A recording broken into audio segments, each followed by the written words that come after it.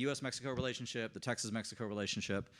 And now we want to widen the aperture post-lunch and really look at what's actually happening in these places. Because one of the things that I think skews analysis for those of us on the U.S. side is that we tend to look at things from, I think rationally, a Texas-centric or a U.S.-centric perspective.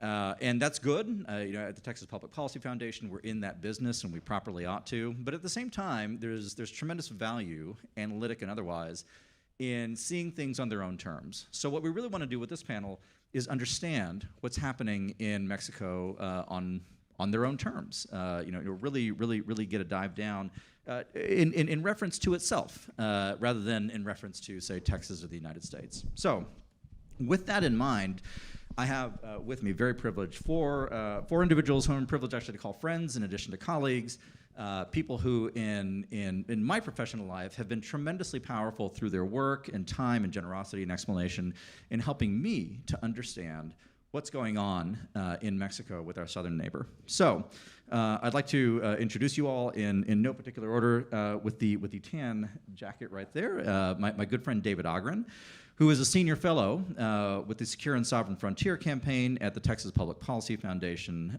David is a journalist, professional journalist, who's covered Mexico since 2005. I will tell you as kind of an editorial note, within the journalistic community, the foreign journalistic community in Mexico, there is nobody, and I mean nobody, who is better at explaining the country and understanding it with empathy, but also with clarity, than David. So I encourage you to seek out his work. He focuses on politics, security, immigration, and the Catholic Church. His work has appeared everywhere good: USA Today, The Guardian, Washington Post, Financial Times, The Lancet, and the Catholic News Service. David is a Canadian national from Calgary. From Calgary, yes, but currently resides in Mexico City. Next to David, we have Todd Bensman. Todd is an investigative author of the 2023 book Overrun: How Joe Biden Unleashed the Greatest Border Crisis in U.S. History, and also America's Covert Border War: The Untold Story of the Nation's Battle to Prevent Jihadist Infiltration. He's a two-time National Press Club Award winner and a former journalist of 23 years. He currently serves as the Texas-based Senior National Security Fellow for the Center for Immigration Studies. Todd frequently reports from the southern border, traveling widely inside Mexico and Central America. Again, I have to add a coda to this. It's not enough to say that Todd travels widely inside Mexico and Central America. He goes places that the rest of us dare not go, and get stories that the rest of us are frankly, too solicitous of our own lives to get. And so I admire him for his intrepidity and his bravery in venturing into places that even I won't go in Mexico. He's testified before Congress as an expert witness, regularly appears on radio and television outlets, discussing illegal immigration and border security. And for nearly a decade prior to joining CIS in 2018, Todd led counterterrorism intelligence for Texas DPS's Intelligence and Counterterrorism Division and its Multi-Agency Fusion Center. Over on the end, my good friend Jessica de Alba. Since August 2023, she has been a researcher and adjunct professor at the School of Political Science and International Relations at the Universidad Autónoma de Nuevo León. She also serves as a lecturer at the School of Global Studies, Universidad Anahuac, where she had a dynamic tenure of 19 years, progressing from a professor to the director of the Center of Research on International Relations.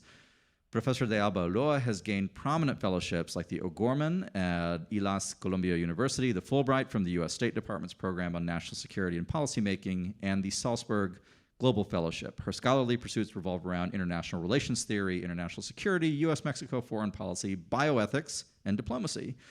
And she holds the distinction of editing the first book on international relations theories in Spanish. I did not know that. The very first one. Okay, outstanding.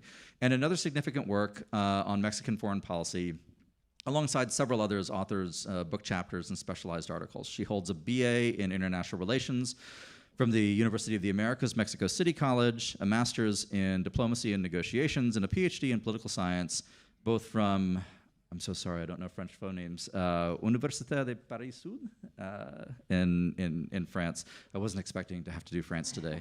So sorry, but an eminent friend. And finally, several of you already know our good friend Alicia Galván Lopez, a fellow for U.S.-Mexico relations at the Texas Public Policy Foundation, and also the founder and president of Fundación Patria Unida por un México Valiente. Her career has consisted of advising legislators in the legal and legislative field, both in the Chamber of Deputies and in the Senate of the Republic of Mexico. She received a law degree and a master's in government and public policy at Universidad Panamerica and is currently studying for a master's degree in family science. And Alice, may I introduce the most important member of your family? Is that quite all right? Alice's 2-month-old son, Umberto, is also with us, doubtless trying to figure out whether he wants to have a policy career or not. So thank you all. Thank you all. Please join me in welcoming our panelists. Thank you. In explaining, we can hardly cover this topic in the time available, and so like with the other panels, my colleague Grayson here is going to wave a sign when it's time for Q&A. We want to make sure everybody has an opportunity to ask the questions that must be asked. When I was thinking about explaining what's happening in Mexico, and in candor, I still don't know, having worked in and around Mexican-related affairs now for several years, I feel like I'm barely scratching the surface. It's such a vastly complicated topic, but I wanted to focus on a few items that might be of interest. And Alice, I want to start with you, if we could. One of the things that observationally has been very distressing, as somebody who values liberty in the abstract and also in general, is seeing the Mexican regime's war on civil society. Mexico had, post-2000, post kind of the pre-autocracy, had a vibrant civil society, a fantastic elections integrity operation at the federal level, and that has gone away in the past several years. Can you tell us about that? What's happened to civil society in Mexico under the current presidency? Yeah, of course. Well, first of all, I want to thank you, Joshua, for inviting us, TPPF, and especially I want to thank TPPF to opening the door to those who were in May in Miami with the Heritage Foundation and the Secure Free Society, a group of brave people who is defending freedom and democracy. No, and that's what we have to do, to work together. So thank you for doing this kind of summit. It's really important to work on that.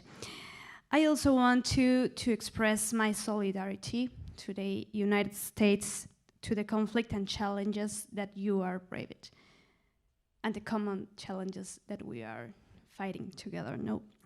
What's happening in Mexico? And with that, I'm going to answer your question, Joshua. Okay. Well, I think that we are facing a common problem. We are facing a left-hand socialist government. And if we understand that, we can solve our problems. What does a left-hand socialist government means? Well, we are facing an authoritarian government that controls all the institutions, the public institution, but also that actually is controlling the private institution. And that is a big problem for the civil society, right? What other thing? They are control all the media in Mexico. We don't have conservative media, for example. And the only one who is speaking the truth lives here in the United States. Because in Mexico, if you are against the government, you take a risk. No? And that's what's happening here. So the government, and especially not all the government, one person, the president, who is the one who controls everything, controls the narrative, controls his party, and controls the country. Nobody can do something different if he doesn't approve that. That's the reality. What else? We are facing a government that changed, and it's the most, for me, the most dangerous thing that is happening in Mexico, that changed in his international alliance. Now we have a government that closed the doors to the Western Hemisphere, to the United States, and we have a government that opened the door to three enemies of the United States: China, Russia, and Iran. Now our government is working with China, Russia, and Iran. In Mexico, nobody knows. We're like, nothing is happening here. But 2 months ago, in the Independence Day, after the Independence Day, we have a military parade. And there, we're invited the Russian military and the Chinese military. That send you a danger message. And we have to focus on that. And that is also a risk for us as civil society. Why? Because they don't want organized civil society. They want to control the society. So they are also against us. They are also against freedom.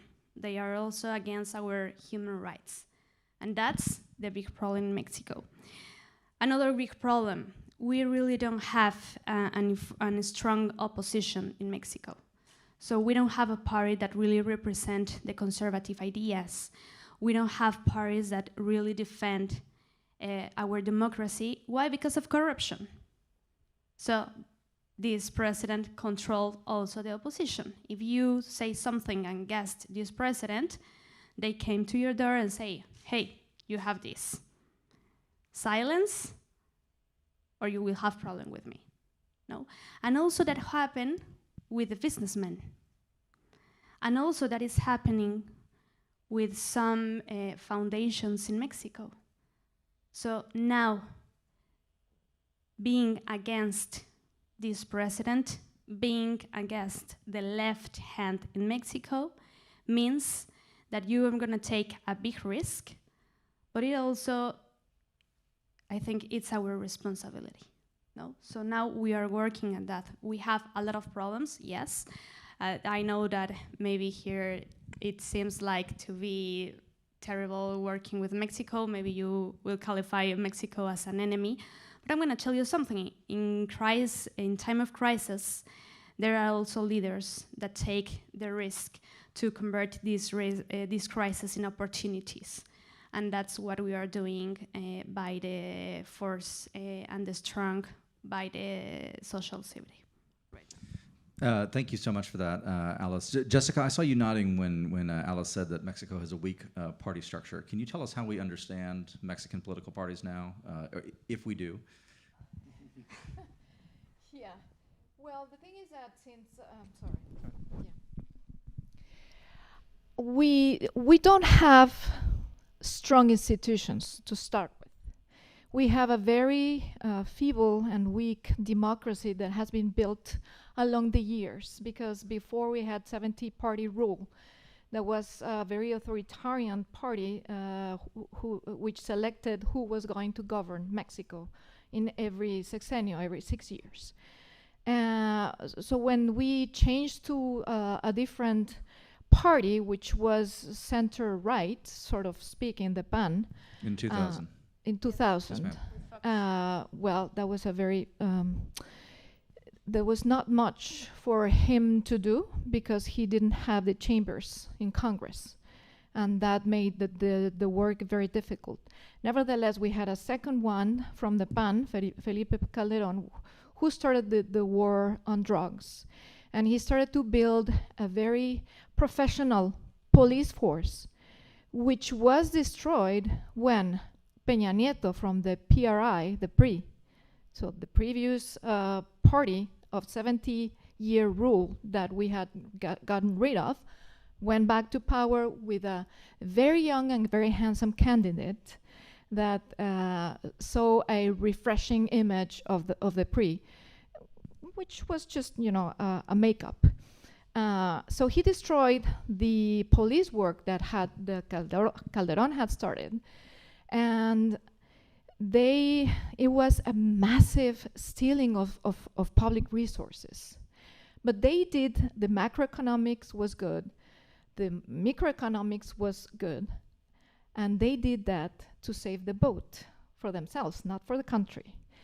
And they handed the presidency to this left-leaning candidate that had been waiting for his turn, as somebody said, like for 12 years in looking for the presidency.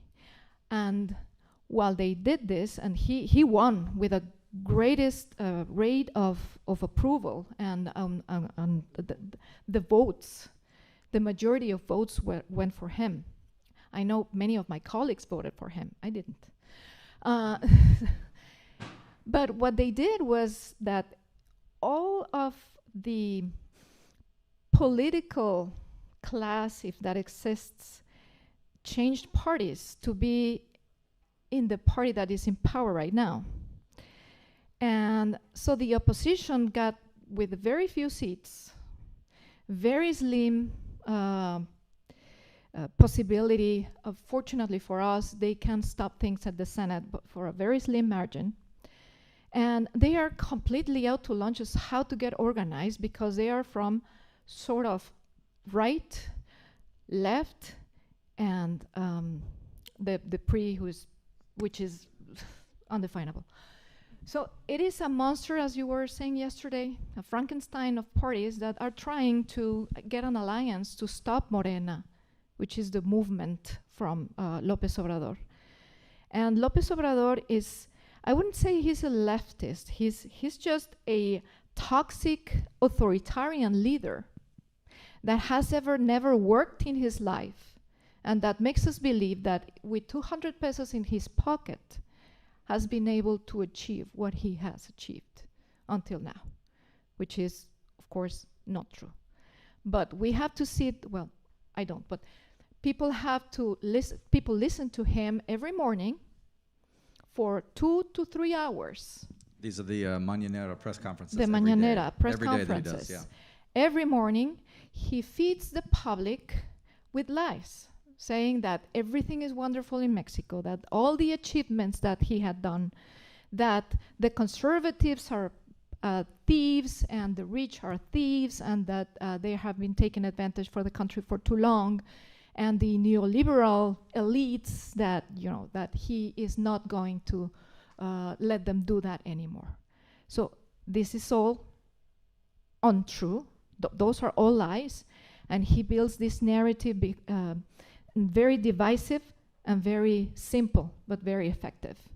So opposition is totally lost, and he has the apparatus to make the next candidate from Morena win.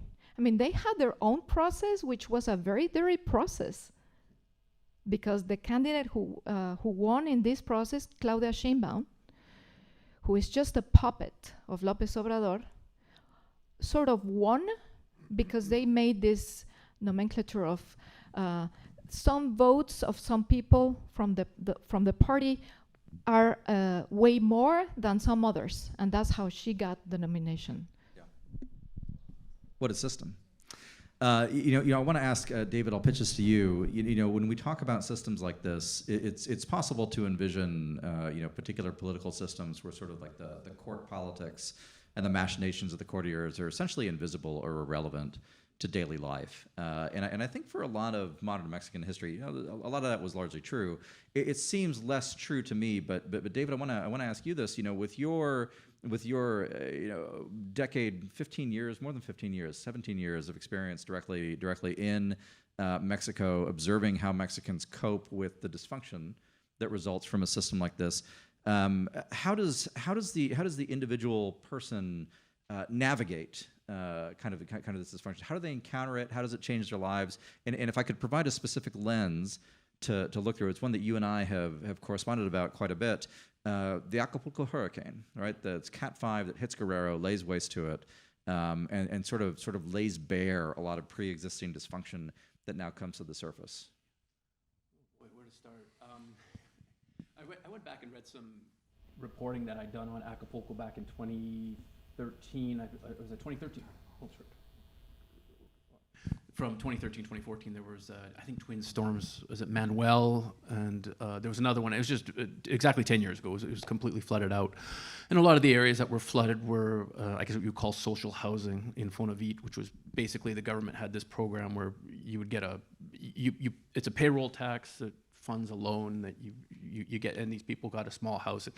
It was built on a floodplain, you know, typical corruption, you know, government, state-sponsored, somebody gaming the system to get these government-subsidized loans, and people got flooded out. And I just remember somebody sort of saying how in these cases of disasters, people just, Mexicans believe that the dice are loaded against them up in the heavens. And it's sort of, there's a sort of a feeling sometimes that it just sort of feels like Lopez Obrador has been there sort of to sympathize with people, but not really do anything to mitigate the pain, mitigate the suffering. You look at that in the pandemic. He was, you know, he at his press conference, he pulled out a couple of what they call detentes in Mexico, which are just basically images of the Sacred Heart of Jesus, and he pulled them out, and these are my bodyguards, and it was an appeal. Sorry, he did say the Mañanera? Oh, absolutely. Good heavens! I'm sorry. I apologize for interrupting. I'm shocked by that. And so I know everybody sort of, you know, a lot of you see it reported in the media as he pulled, you know, he believes in amulets and so on. But what I think what a lot of people fail to recognize is that people the Sacred Heart of Mexico is just a very deeply rooted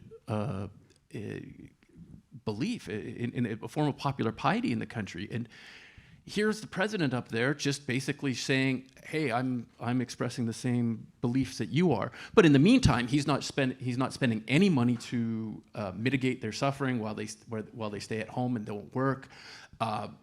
Basically doing nothing to fund this health system. He's sending all this money still to the military to fund his a train circling the Yucatan Peninsula, building an airport that's little used north of Mexico City. He didn't invest in vaccines. Basically, vaccines came in part because, you know, at one point they deployed the National Guard to the southern border to stop migrants, and suddenly a couple million doses of Pfizer vaccine showed up. So it's just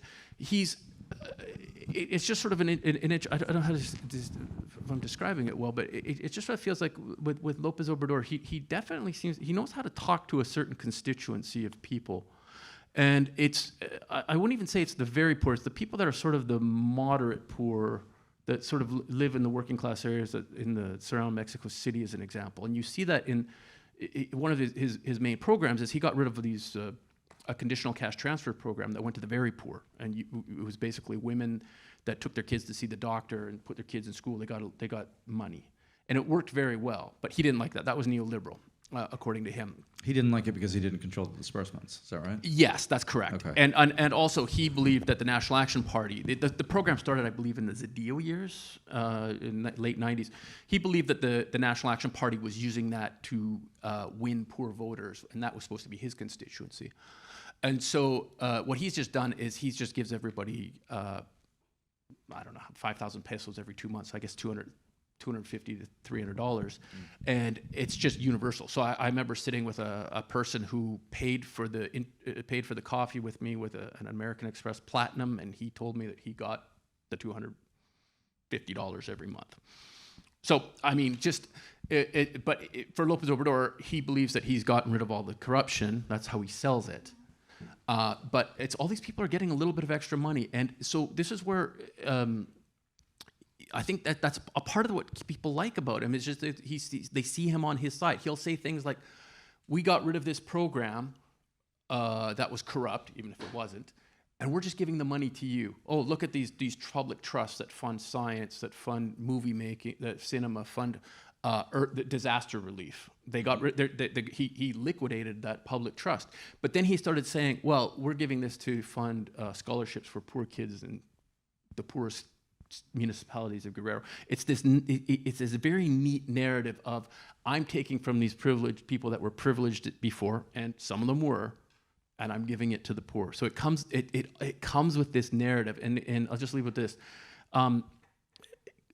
It's very hard to describe the identity politics that Lopez Obrador plays, but he plays it masterfully. And Morena, the name of his movement, dark-skinned woman. And that's also for the national patroness, so it's double. So it doesn't get Virgin of Guadalupe. Virgin of Guadalupe doesn't get any more nationalistic than that, but also sort of a appeal to the people that are, you know, class and race in Mexico are kind of tied together. And so it's sort of like I'm on your side. Yeah. And so, and against these other people that were elites and discriminating against you. And you know, he does that very well, and there's a narrative, there's iconography at times, and he's up every morning talking for 3 hours to reinforce that, and to also troll the opposition, and the opposition being as inept as they are, they just keep falling into it every single time. They just don't know. He doesn't know when to stop trolling, and they don't know when to stop responding. So. Thank you, David. Todd, I want to ask you about a specific aspect of this issue. When we talk about the individual Mexican navigating kind of the state of Mexico now, we're not just talking about corrupt formal institutions. We're talking about, frankly, malevolent informal institutions, chief among them the criminal cartels that we know pervade various areas of Mexican life, but geographically and in terms of class and governance stratum and things like that. You've been into places in Mexico, northern Mexico in particular, that ordinary reporters won't go, ordinary scholars won't go. What have you seen in Mexico, and what have you perceived in the way that people have to live in order to support families, stay alive in candor in places that are either controlled by or significantly affected by the criminal cartels? Okay, that's a big question. I guess I would start by just pointing out that things are not as complicated sometimes as they're portrayed in terms of Mexico's domestic policy decisions. What I mean by that is that the Mexicans will typically, if they're left alone by external forces or factors like, for example, the White House, the Trump White House or the Biden White House, or even Governor Abbott, who's lately been able to toggle pressure on Mexican governors by closing the bridges, the international bridges. But if left alone, they default to their national interest, which is to move the people coming through their southern border with Guatemala to the U.S. border as quickly and smoothly as possible. That is their national interest, because no country wants to be stuck with hundreds and hundreds of thousands of illegal immigrants, and they're illegal coming through Mexico often. So if we just kind of remember that, then we can better understand that the typical journey of illegal immigrants, and when I go down there, I surround myself with them and interview them. I've probably interviewed thousands of them. Their journey changes by U.S. pressure on Mexico. For example, you mentioned the National Guard deployment on the border with Guatemala. That was a Trump-era thing initially. We're going to do progressive trade tariffs up to 28% if you don't do this. Stop them at your southern border. Biden comes in and says, we'll take away the trade tariff threat. And so Mexico responds by a tactic called ant operations, which is to say that, for example, the recent caravan, there's been a lot of coverage of this big, huge 7,000 caravan. Well, you won't see that anymore once it gets past to about central Mexico or Tapachula, and then the Mexican government will split them all up and send them to 10 different states so that we can't see it. They like it invisible, and they like it moving fast.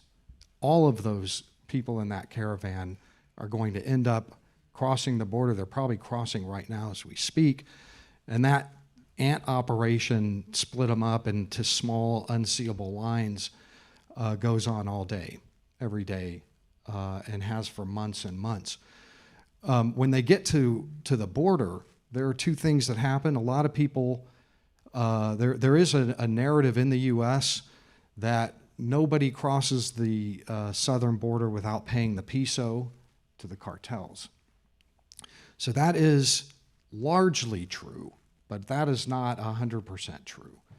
So the way it typically works is there are family units that will just self-cross. They find out where the spots are. They're not paying anyone. I talk to them all the time. Who'd you pay? Nobody. Is there geographic specificity to that, or yes. some areas where that happens more? Yes. I mean, there are areas of the border where no family unit's getting over without paying 10 grand or 9 grand or 15 grand. They're paying in a lot of places. But, for example, in Juarez, where I spent a lot of time, on the east side of Juarez, you'll have the runners, the ones that have to pay. They know that they can't turn themselves in because they probably got criminal history. Those ones will have to pay 10 grand to have somebody put them through a hole in the fence and then run into New Mexico or be guided through the desert by cartels who then have their operatives on our side pick them up. We all know that story. But on I said the east, I meant that was the west side. On the east side, you'll have those family units just crossing on their own and turning themselves in. On the American side, they use our wall for shade while they're waiting to be brought in by the Biden administration. When you talk to those people, they'll tell you, I never paid anybody. Nobody ever asked me, so the cartels kind of leave them alone. Del Rio sector, Piedras Negras is another area where the cartel there is actually the state government. It's the state police.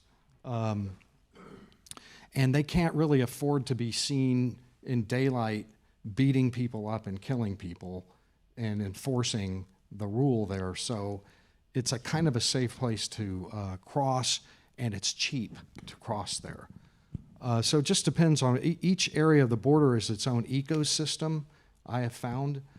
There are areas where, I mean, I spent a lot of time recently, most recently in the Fronton, Roma area, on our side mostly, and they would come in, and I would ask, what was over there, and it was the cartel. There are 2 cartels over there, and they were paying each one. How much did you pay? 9,000. How about you? How about you? How about you? All the way up and down the line until I had 20 of them who didn't know each other saying, I spent $9,000 for me and my kid. I had to pay $15,000. They just picked the wrong spot. They should have gone somewhere else. However, the cartels offer full service menus, so they actually began their journey and paid for their journey back in their home countries. Right. So that's a full service that they're paying for. They are going into debt. All of them told me, I said, how much did you give them up front? And the answer was nothing. We're broke. We're Hondurans. What's going to happen? And then I start getting into the nitty gritty of how are you actually going to pay this off? Like, who gives the money to who, where? And the answers were fascinating. Most of them were saying, our family, when we start working, we'll send the money, wire the money back to the village, and our uncle, cousin, parent, whatever, will then pay the guy that'll come by every week with our money. So a couple of them said, I'm going to LA, they'll have a guy there visit us and we'll have to pay him there. And then I always ask, of course, the obvious question is, what happens if you don't pay? And, I mean, for one thing, they're probably not going to get killed because a live worker is better than a dead worker, but they might do something to them. Beat them up or do something to their family. Or if they get 2 in arrears, they may figure, why not just kill them and send a message. Yeah, or family left behind. Thank you for that.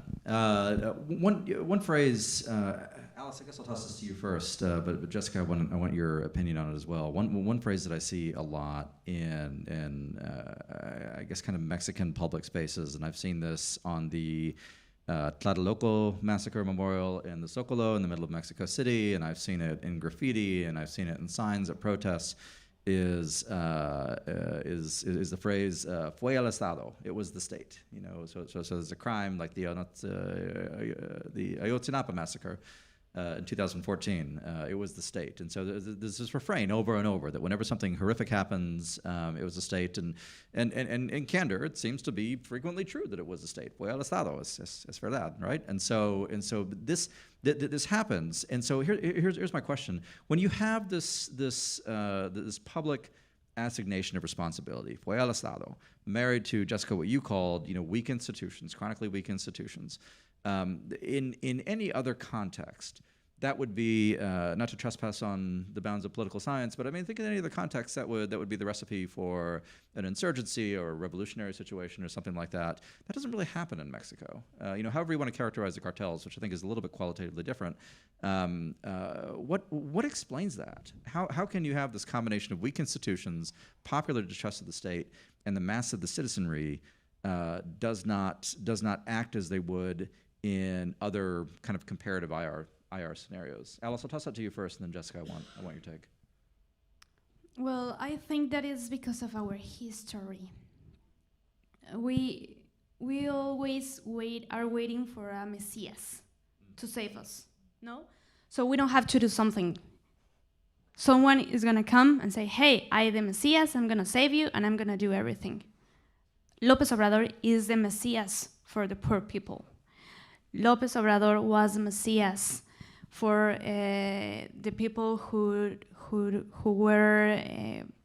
hate the parties PRI, PAN, and PRD. They say they are corrupt people. No, we need something different. So here comes a new Messias. It doesn't matter if it's left hand, right hand, conservative, not conservative. He only needs to be the new Messias. And we were like, okay, I have a work, I have my house, I can study, I don't have to do something else, no? So the problem is that we have and maybe if Mexicans hear me, they are gonna kill me, but the truth is that we are a very pathetic society. We have a very pathetic society, no? And we are waiting the state to help us and to save us. At the same time, we don't have responsibilities, no? So if something is wrong, the state have the state did it, no? And we don't have a responsibility. But at the same time, we need a state to save us. And that's what Andrés Manuel López Obrador understood. So right now, 30 million people receive money, as David told us. And how can we work, how can we do with these 30 million people that don't have money by working, no? Or that doesn't have to eat? They only have what the government gave them. So for Mexican people, it's easier to say the government, the federal government have the responsibility to do everything. We have a paternalist state. And I think that's the problem. So even if the father of the paternalist state is bad, he's still your father, Yeah. and he's still responsible. And the media class was safe, no? So if I have a work and I am safe, it doesn't matter who is governing us. Until now, that this government really affect the poor people, but also the media class, or also the businessmen. So right now, civil society is opening her eyes and said, okay, it really matters who is in the presidency, because that really could affect us. But that's until now. Thank you. Jessica? Yeah, I would agree with what Alice said, only with a caveat. The history of how the PRI, the PRI, the authoritarian party and centralist party that governed for 70 years after the revolution. Well, it changed names twice, but after the Mexican Revolution in 1910. So we Mexicans, as you were saying yesterday, Joshua, we are Mexican. We're not Spanish. We're not indigenous. We're Mexican. We're a mix of many things. So independence, we started to govern ourselves. And if we go back to the Constitution and then the Constitution of 1917 after the revolution, it wanted to be like the Constitution of the US, like the model of the checks and balances. The only difference is that you start your Constitution with "we the people." And in Mexico, it's void. It's nothing. Nobody has the power. It's not we the people. So I have to admit my ignorance. I've never looked at the Mexican Constitution. There's no preamble asserting the source of Say we the sovereignty, people? or no? No? Okay, incredible. So to start with that, then this narrative, it's a two-edged narrative that the PRI built at that time after the Mexican Revolution, which didn't change anything, by the way, from the independence, and it just, the power changed hands. That was all. It was the narrative of we are weak and we are hijos de la chingada, excuse my French, because We won't close caption that. Thank you. because we are the Mexican people come from the son of an indigenous woman, Malinche, and the conqueror, Hernán Cortés. And Cortés is a hate figure, right? I mean, he's in traditional Mexican nationalism, he's a figure of disgust, and He's a villain. he's a villain. He's a yes. villain. Yes. So we are doomed from the beginning. We're victims. And that is what Lopez Obrador plays. This victimhood that the grained in the idiosyncrasy of Mexicans at the time, and that has continued. That was one edge, and the other edge is this hate and love relationship with the US. And the hate comes because, oh my God, the United States invaded us and they robbed us from half of our territory. Come on, that's how things were done back at the time. And it was a huge amount of territory that nobody governed. They didn't have the capacity to govern the whole territory that was Mexico.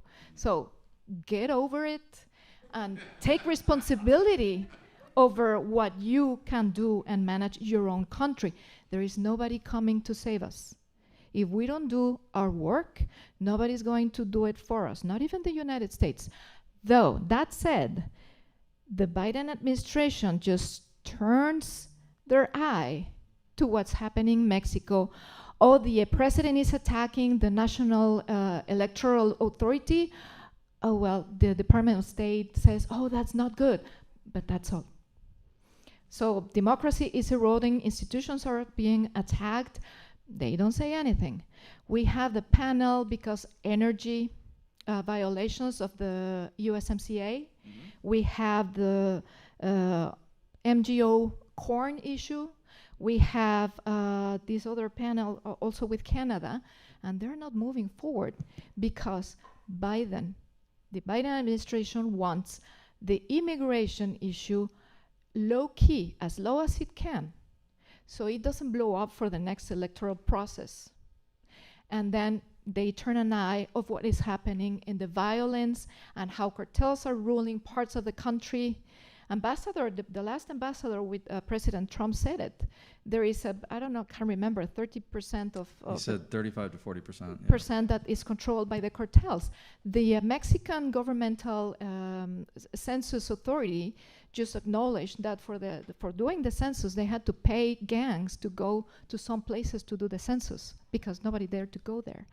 And so we see high-level delegations that go over and over to Mexico to meet trade and security. Very secret. Nobody says anything about them. What happens there? And what is happening is just that they try to keep the immigration issue under control so it doesn't really explode and it doesn't turn out on votes for the Republicans instead for Democrats.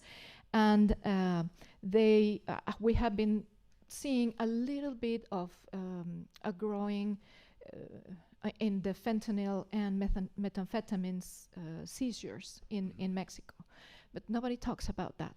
It has gone up, but the cooperation is not what it used to be before with Peña Nieto and before with Calderón, because our security systems are just broken, completely broken.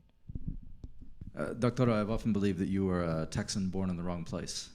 So I guess. David, I want to I want to toss something to you that kind of to sort of drill down on one thing that both Alice and Jessica have just talked about just now, which is an observation from Jorge Castañeda, who was the SRE minister under Fox, I think. No, Calderon, I'm sorry. Oh, Fox. Okay. Well, I had 50-50, and I chose the wrong one.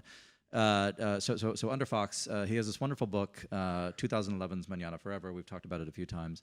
And so in it, he makes the point that, and he's making a direct comparison to the United States and how political movements are named in the United States. And in the United States, we have, we tend to name political movements after ideas. This is Castañeda's observation: republicanism, federalism, populism, and so on. And we have these names. And in Mexico, they're all named after people: Zapatismo, Carrancistas, Obradorismo, and so on. And so there seems to be this need to go kind of to your point, Alice, to to find the Messiah. There's always this man at the center of it. So, looking forward to 2024, obviously there's a presidential election in Mexico happening in, was it June or July? It's in June, first week of June, thank you. First Sunday in June. And so that election is going to happening. It's very difficult for me to envision, if we assume that the Morena candidate is going to win, which I think is the rational assumption, I personally can't envision Sheinbaumismo. Talk to me a little bit about this. How does this politics of personality survive the AMLO era, or does it? Well, that's a good question. Is there Obradorismo sin Obrador? Is there an Obrador? Sin Obrador. With Obrador behind scenes. Yeah. Is there Obradorism without Lopez Obrador? I think that's what remains to be seen. I'm a little skeptical. You can look at other parts of Latin America where I spent some time in Argentina. Peronist movement is deeply rooted. You can see how there's a triple-digit inflation and no shortage of social problems, and they turned out their vote, and may even pull this election out. Even the economy minister of a failing economy might actually become the next president, and it's just. Chavismo in Venezuela. So, does Lopez Obradorismo continue? I tend to think no, in part because it's too much. It's built on a single person. I can't quite figure out what is the abiding ideology of it. People will talk about, well, it's attention to the social attention to the poor, read the cash payments. But when I look at Lopez Obrador, what is the legacy? The legacy are a couple of big mega projects that are going to get built over budget. So a new refinery, a new little used airport north of Mexico City, this Mayan train, which is going around the Yucatan Peninsula, and then interoceanic corridor across the Isthmus of Tehuantepec, which may emerge as it's supposed to compete with the Panama Canal. But it's sort of Lopez Obrador pumping a lot of money into southern Mexico, which is where he's from, and they've always got a raw deal. And if you look at NAFTA transformed northern Mexico. Southern Mexico still, resembles Central America, and so. That's Lopez Obrador's, that's his legacy. That and militarization. The military is now going to be responsible for something like 20% of all federal revenues in Mexico, up from 3%. And an increasing control of the economy too. Very much so. And if Lopez Obrador has said why. He said he very much why the military, and why does the military build this new airport north of Mexico City? Why is it finishing up this airport in Tulum and going to operate that starting on December 1st? Why did they just get basically when you visit Mexico from now on, you will pay a tourist tax that goes into a public trust that will be managed by the military. And they will run it. This is an organization which is very resistant to civilian oversight, and is taking an increasingly important role in Mexican public life. Why? Lopez Obrador does not want these projects to be privatized. That's assuming somebody would want to buy them. And he wants these projects to carry on into perpetuity, and the way to do that is to get them in the hands of the military, and the military will not give up. It's like any bureaucracy. It's not going to give up what it's gained. And the word we're not saying saying is corruption. Yeah. So no transparency, resistance to civilian oversight. They're doing the military is doing all sorts of business. So I think that's the legacy. So does Obradorismo continue? I don't know. Claudia Sheinbaum strikes me as a bit of a blank slate. She's obviously loyal. I think a lot of people on the left in Mexico have sort of been disappointed with Lopez Obrador because he's not. He can be somewhat socially conservative. Right. And so, and if you look at sort of things like the evangelical churches, he's done very well courting them. So I just sort of see. I guess what I'm trying to say is, does Sheinbaum sort of just continue on doing with exactly what parroting Lopez Obrador and just continue on with whatever he's doing? I think there's going to be pressure from the Morena.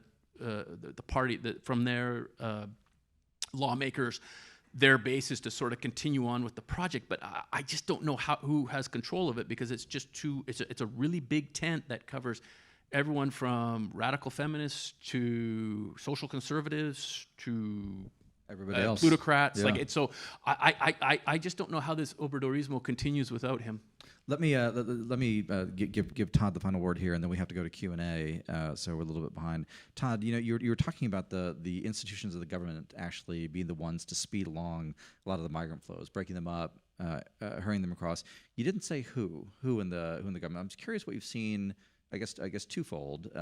Which institutions in the formal state are doing it, and what have you seen of Mexican military involvement in this traffic?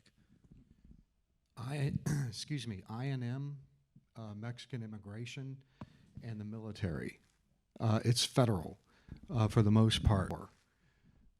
They had them bottled up down there for a couple of months, and for 3 weeks prior to the crisis in Del Rio, they were rioting. They were burning tires. They were taking over government buildings. They were beating up cops. They were rushing roadblocks. They were let my people go violence. This was probably okay for a while down there, but the celebration of Independence Week, El Grito, was coming up.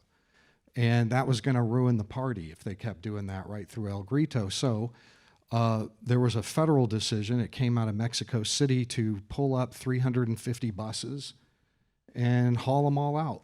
You have 3 days to get on these buses and head to the border. We're letting you free.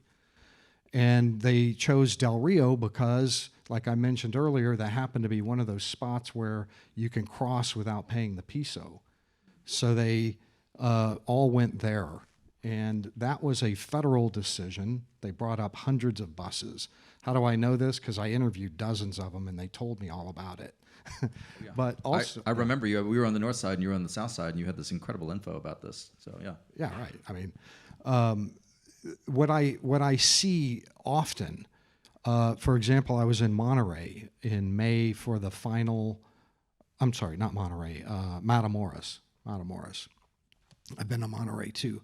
But that was the final week of Title 42, and they were pouring over by the thousands into Brownsville. And I was on their side. I was with them when they were doing it, and I noticed that the INM had officers. They're unarmed, but they had officers stationed all along the riverbank. And after about 2 days of watching groups of maybe 300 at a time rush over the river and swim up and climb the riverbank, all of a sudden the INM officers would say, "All right, everybody stop. No more. No mas. Everybody stop." I went up and asked several of them, "What's going on? How come this is, why is this happening?" And the answer was surprising. Our supervisors are in contact with the American Border Patrol intelligence officers who tell us when they're ready for us to let more over so that they can better manage it on the U.S. side. I said, "Well, how does this work?" He says, "Well, we all have WhatsApp, and it's an encrypted app, and the information comes to us, to our bosses. Our bosses tell us when to let them go on the radios. They all have radios. When the Americans say. When the Americans say. Incredible. And so in this way, it's obviously everywhere I go down there, I'm seeing I&M sort of traffic people through, regulate them often. They'll stand aside. They can block if they want. When I ask them why you aren't blocking, the answer is often, we were ordered to not block them. That's Mexico City. Just really quick, one quick thing. Central America, you probably know this too. Just as soon as they cross the Darien Gap, they're just put on buses and sent through Panama, through Costa Rica, it's just these governments there just want these people to get through as quick as possible. It's in the national interest of those countries to move them through. They don't want them lingering. They definitely don't want them rioting in Tapachula. Yeah. They'll put up with that for a little while, and then they'll do the ant operations, which are the wheeling up of the hundreds of buses and spreading them across 14 different northern states so that nobody notices. That is organized by the central government. Thank you. Okay, I think we've got time for probably a couple of questions. There's microphones. Just my only ask is just ask a question. So go ahead, ma'am. Sorry. Thank you all for your work. For us in Texas, what recommendations do you have for all of us to champion ways to counter the same exact problems that are happening in Mexico in regards to policy, in regards to the victim ideology that's sweeping the nation? I mean, the federal government is gone with that, and socialist policies, but I believe in Texas and in other conservative states. But how can states like Texas, stand up and fight against this sweeping corruption that's bleeding into the U.S.? Okay, I can take a first shot at that. Because I spent a lot of time down there with Texas, with our troopers and on both sides.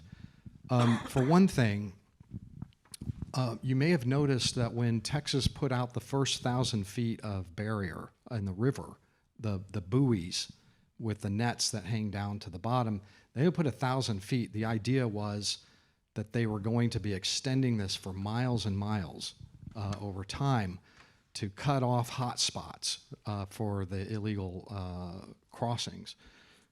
The very first complaint came from Mexico City.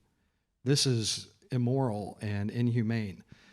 The second that I heard that, I knew that the Mexicans were worried about that barrier because it was effective, and that those people were going to be stuck on their side. And that's the last thing they want. Remember, nobody wants that.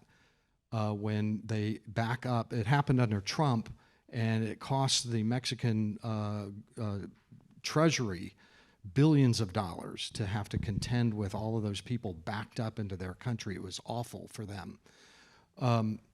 That river barrier stuck right now at 1,000 feet. Is when it clears up through the litigation, you're going to see that thing extended, expanded, and it's going to cause a backup because it's effective. It works. I think there's a lot of people talk about the wall, the Trump wall. That's interior. A lot of that's a couple hundred yards in. They use it for shade under this administration to wait for the Border Patrol to bring them in. That's all that's good for right now because they don't have the other policies to repulse and return. That river barrier is very important. And one last thing is Greg Abbott has been doing something for a year and a half now that is very unsung, which is that he's ordering Texas state troopers to do truck inspections at 100% at international bridges, which has the effect of shutting down commerce with that state. And then they go to the Mexicans, usually the governors on that side, and make demands. You will round them up, you will break them up, you will fix this immediate problem. And they've been doing that from one end of Texas, from Brownsville all the way to El Paso. Yes. Just quickly, the truck inspections, that gets Mexican attention, just very, very quickly. Yeah. These border towns, all they want is they want that border open for trade. Period. I mean, I was in El Paso with one of the TPBF trips we went over to talk to they have the state population council there. Coordinates migrant shelters there, and it's humanitarian, but at its core, it's just to keep migrants from flooding the bridge and closing it to commerce. That's the number one thing Mexico wants. And with the border buoys, the one thing I've noticed in Mexico, ever since then, it seems like Lopez Obrador has changed his tone. He used to never criticize border wall construction, and now suddenly he's suddenly talking better about President Biden, lauding him for being the one president who's never built a foot of border wall, and he's it seems like something's changed in Lopez Obrador's discourse on that. And what I sort of a theory is just that the border buoys that the Biden administration, I think, saw that as an easy win to get Mexico on their side. We're going to take this case to court. That'll make Mexico happy, and we'll get something in exchange. Yeah, no, I think that's totally right. George, why don't you go ahead? Thank you. I'm just going to ask, do you all think that the governor of Nuevo León, Samuel Garcia, has a chance in the presidential race, knowing that the Morena is very powerful, has a stronghold right now? No chance.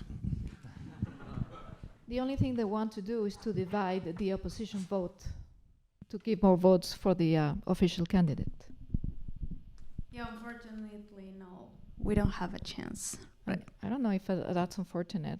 Samuel Garcia, I wouldn't bet on him, but that's what I would look up a story that was written a website called Rest of World, which focuses on technology in the developing world, and about how Garcia and his influencer wife won in Nuevo León. It's quite a fascinating story. Yeah, actually, everything could change. Not right now, but the truth is that Morena have all the power. In 5 years, right now, they actually govern 24 of the 32 states of the Republican. That means 80 million people. They control 80 million people right now. Lopez Obrador is a movement. So I don't believe that we have the power to take out the next election. But it is really important for us. I think that the presidents, we are going to lose that. But we have to focus on the Senate and the Chamber of Deputies. That's very important because it's there where the reforms of the Constitution could work or could not work. So we have to put all our effort in the Chamber of Deputies and the Senator. And at the local level, maybe we could have a chance. But at the federal government, I don't believe so. Just quickly with Garcia, just that it is that he's the way it's been explained to me in there is that he won a very close four-way race, and Morena's very weak in the state, and so because he doesn't have control of Congress, Pan and Pri there can gang up on him. He's sort of he sought protection from Lopez Obrador, so he's sort of a de facto Morenista. Right, yeah, he did the social media post with Claudia and all that. Any other questions? None. Yes, ma'am. Go ahead. Addie's got the microphone. Thank you for being here, guys. I do have a question. You mentioned that as Mexicans, is also my heritage, that we have that victim mentality. And in order to move forward in Mexico, how do we overcome that? I know you have your foundation that is encouraging, but how do you move from this point forward to actually make a difference in a national level and for the extended future, not just trying to fight the parties as they come? If I may.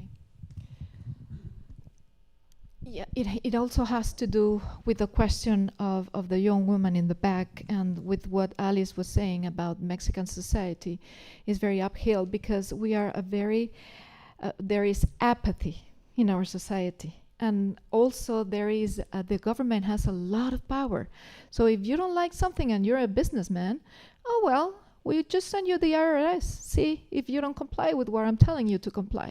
So that's what he has gotten away with: cancellation of contracts, energy contracts. Constellation brand plant, that was at more than 60% advancement, just canceled. The contracts in the new airport of Mexico City, canceled. So if you don't like it, the IRS just goes for you, and they put you in jail. So they're not playing games. So this society is the one who has to change. If we don't change ourselves and we do not do it, and we think that by tweeting or we're Xing now, or by going to protests to the Zócalo, we're going to change things, that's not going to make it. That's not going to cut it. I think that we have to understand that we are fighting criminals.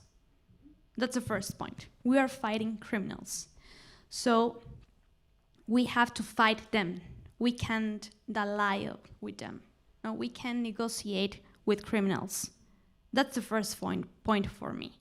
And society have to understand that these people is gonna break up our freedom.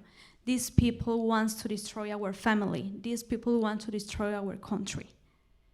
That's the first point. And the second point is that we have to understand that it's not a battle that we can win the next year.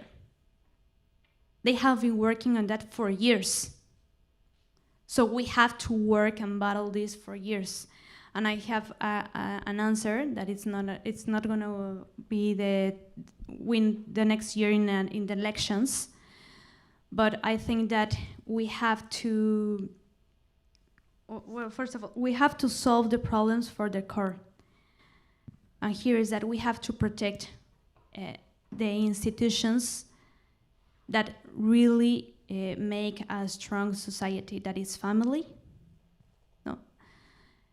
So we have to protect our family, and that means that we can make a better society.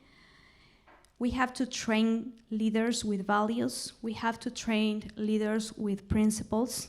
I believe that the answer is education, education, and education. It's a transcendental battle.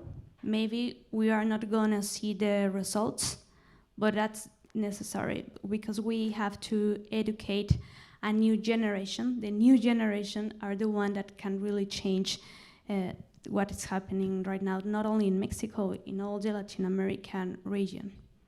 This is such a great question to close on because I'm afraid we're out of time, but thank you for asking it. I actually do think that's the core of the issue here. As a friendly outsider, I don't know where you're from. I'm from South Texas, so family roots in Laredo and Corpus Christi, and you actually see there's such huge crossover, obviously, between Mexican culture and South Texas culture for obvious reasons.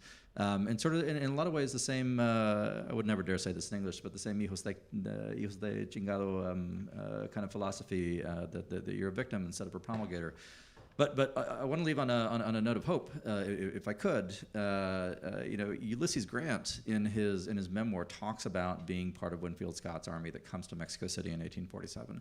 And he has a passage in it, I think this is after the Battle of the San Cosmos Gate, in which he says that the Mexican soldier, the individual Mexican soldier, is every bit the equal of every one of the American soldiers. So they're just as brave, they're just as patriotic, they're just as valorous as any soldier from the United States. And for Grant, who is obviously from the Midwest, never been outside the country, this is a revelation, and he has tremendous respect. But he says the flaw in the Mexican state is that their leadership is the worst he's ever seen.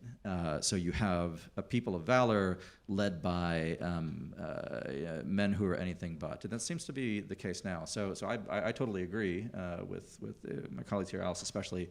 Education's the key. Changing that is a cultural work of generations. But I'm glad you asked that question. Thank you, because to me it's at the core of it. But can I get a round of applause for our panelists who've shared their time and their talent? And all of whom do intrepid work in Mexico itself. Thank you. Just an admin note, the next panel will convene at 2:35, so take a break, get some coffee, speak amongst yourselves, and we'll be back with the broadest aperture of all what's happening in the Western Hemisphere. Thanks so much.